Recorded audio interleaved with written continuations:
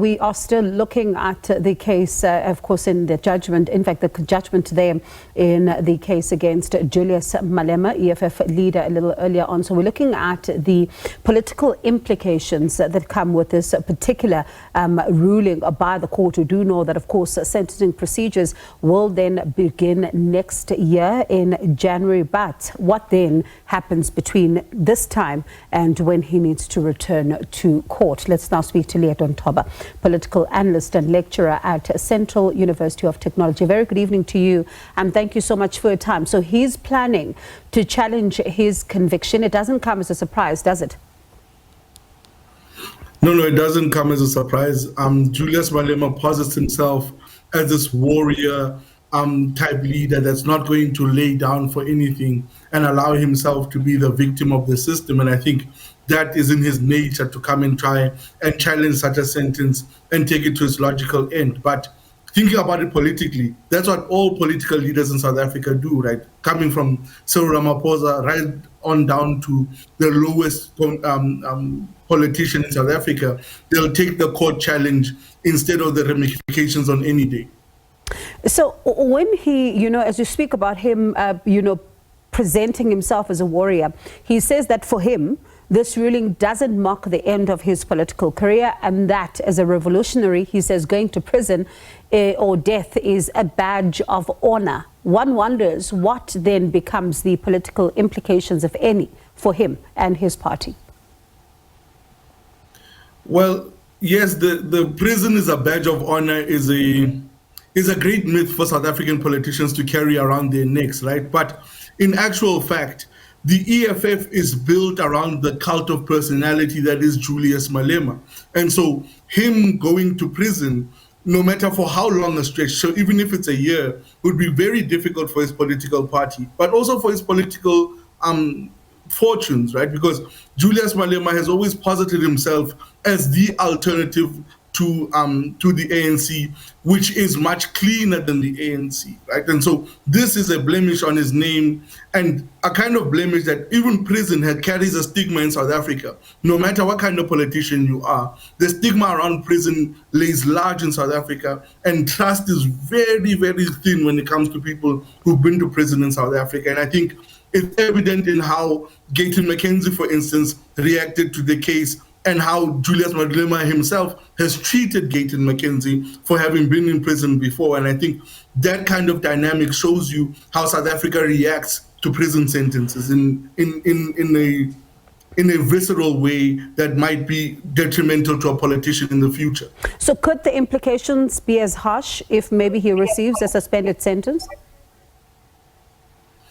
If he receives a suspended sentence still, I think now, more than it being harsh, I think it will put some kind of noose around his neck when it comes to people bringing cases against him. Because remember, this case was brought forward and pushed very aggressively by AfriForum, right? And so that sort of, I think, will play on his thinking and how he interacts with AfriForum, but also interacts with the public in general. Because remember, we are now in a politically sort of charged place where the GNU seems to be failing day in and day out. And so the EFF has a great opportunity to sort of capitalize on that and become either the leading opposition party or even make a real challenge for the presidency. And so without Julius Malema, they lose that steam that they've been building ahead of the elections, whether at local government elections or at national level. So right on that point, I'm keen to hear your thoughts on these two arguments, because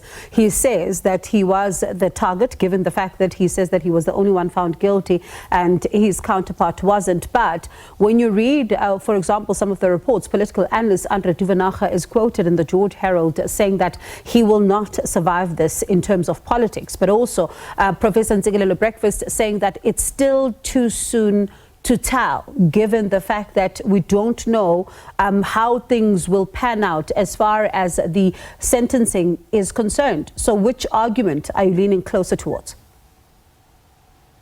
Well, I'm leaning to Professor Breakfast's thinking that it's too soon to sort of throw the bones and determine his future. But, you know, in South Africa, anything that includes a white person and a black person at a glance looks somewhat racial.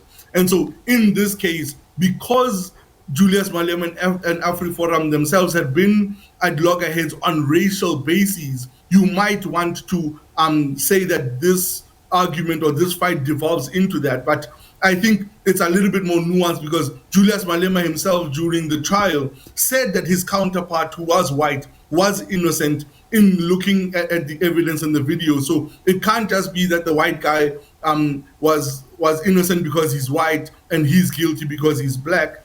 But then on the other hand, the argument that is made by Professor Breakfast that it's a little too soon, because there are a lot of mitigating factors that are going to go along with this case that might work at chipping away at that minimum sentence of 15 years that might be hanging over his head. If you think about it, in this case, he's a first-time offender, which was stressed even after the verdict was given, and that's why he's allowed to roam free. He's deeply invested in the community. He is a nation builder or change maker, whatever you can call it, and also by and large is the breadwinner in his family, which has been stressed throughout the media and how we cover his life and finances. So I think that in and of itself is going to play a major role, and I want to see how that is weighed against the charges that he's facing, and that is going to be another challenge for the legal justice system in South Africa. And quickly, I suppose another challenge will be for the National Assembly, because the rules are clear. While of course he is saying that he is going to be appealing, there's nothing that can be done right now, but should all processes fail, then they have to act, I suppose. Of course, and I think the acting will be very swift, because in cases like these, it's always been swift. We can even think back to Tony Ngeni and his prison sentence, right? It was very swift, him getting out of the limelight and the parliament. But also, I'm thinking about if Julius Malema has been vetted for any national security committees that might need a higher level of clearance from the from security agencies, and what that might look like in parliament. So the machinations of this are a little bit deeper than what we can perceive, especially when it comes to the parliamentary question. But I think if and when, or if the sentence comes down and it's one that precludes him from being in parliament, the actions that come against him will be very swift. He's always predicted that whenever he's in the wrong, that the South African political body politic will act swiftly against him in order to disqualify him. And I think that will be the case in this instance. Leeto, appreciate your time this evening. Thank you so much for talking to us. That was Leeto Nthoba, political analyst and lecturer at the Central University of Technology.